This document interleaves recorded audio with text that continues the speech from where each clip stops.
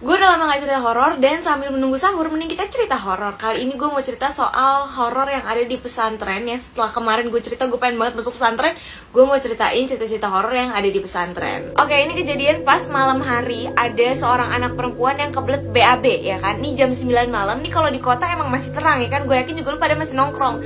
Cuma nih pesantren letaknya ini jauh dari kawasan warga-warga dan lumayan terpencil, dimana di samping-samping pesantren ini masih banyak pohon-pohon rindang yang gede-gede. Jadi otomatis ini gelap banget kan di situ, dan lampunya juga cuma ada beberapa tempat aja, nggak di seluruh tempat ada lampu otomatis, ya masih remang-remang gitulah. Nah cuma karena udah saking kebeletnya nih cewek, akhirnya dia memutuskan untuk tidur. Nggak dong, bisa-bisa jebret di kasur dong. Dia ke kamar mandi lah, gila kali. Dia memberanikan diri untuk ke kamar mandi yang posisinya nih, posisi kamar mandi ini nih di luar asrama. Lu bayangin aja tuh, udah malam-malam, semua orang udah pada tidur ya kan, dia sendirian keluar dari asrama.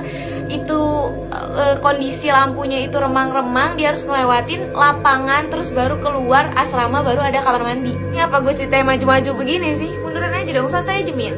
Sampailah dia di kamar mandi. Jadi kamar mandi itu ada 2 bilik, dan di tengah-tengahnya itu ada sekat tembok gitu. Tapi di tengah tembok di sekatan itu tuh ada bolongan yang bisa lah untuk ngoper kayak sabun, sampo dari kamar mandi satu ke kamar mandi satunya lagi. Nah pas sampai di kamar mandi, si cewek ini tuh udah ngeh kalau di kamar mandi satunya lagi tuh ada orang yang lagi mandi, karena suara jebar-jeburnya tuh kayak buru-buru dan kenceng banget.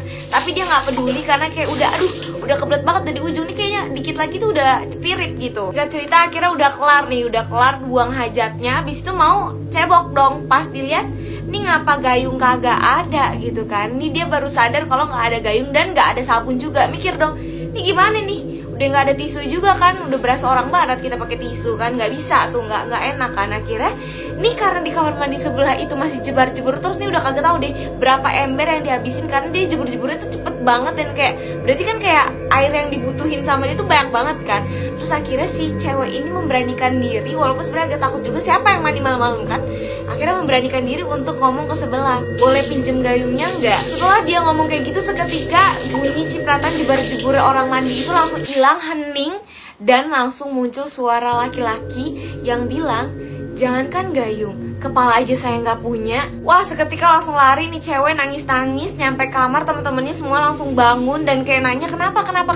Tambah kaget lagi, si ceweknya lupa pakai celana. Kalau gue jadi dia juga panik sih, kayak gue udah lupa tuh celana bodo amat deh celana, yang penting gue kabur dari situ.